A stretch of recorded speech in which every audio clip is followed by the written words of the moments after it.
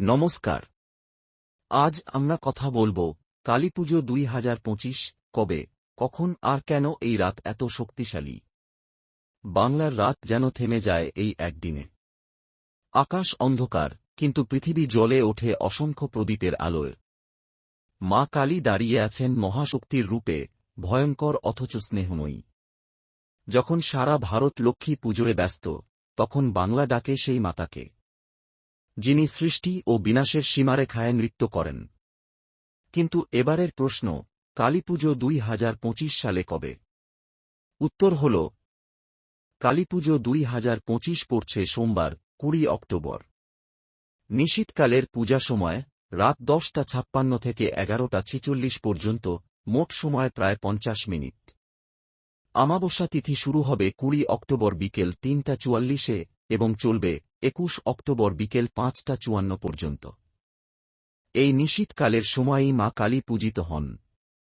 যখন চাঁদ সম্পূর্ণ লোপ পায় আর চারদিকে নেমে আসে গভীর নীরবতা, এই মুহূর্তেই বিশ্বাস করা হয় দেবীর শক্তি সর্বাধিক সক্রিয় থাকে।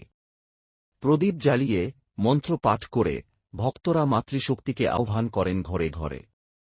কালীপুজোর ইতিহাস।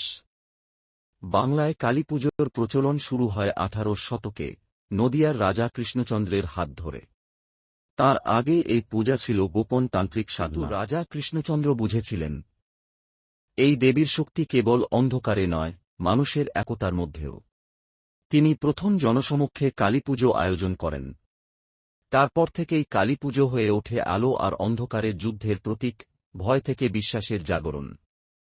কালীপুজোর নিয়ম ও আচার। দিনভর ঘর পরিষ্কার করে অল্পনায় ভরে তোলা হয় প্রাঙ্গণ। লাল জবা ফুল, প্রদীপ, ধূপ আর ধুনুচির গন্ধে বাতাস পূর্ণ হয়ে ওঠে।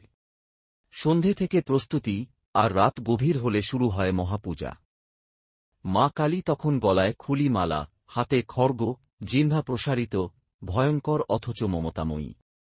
তাকে নিবেদন করা হয় লাল ফুল, গুড়, চাল, মিষ্টি, ফল ও প্রদীপ। অনেকে জ্বালান 108টি দ্বীপ অজ্ঞতার অন্ধকার দূর করতে। আগে তান্ত্রিক পদ্ধতিতে পশুবলি প্রচলিত ছিল। এখন তার পরিবর্তে কুমড়ো বা আখ উৎসর্গ করা হয়, অহংকার ও নেতিবাচকতার প্রতীক হিসেবে।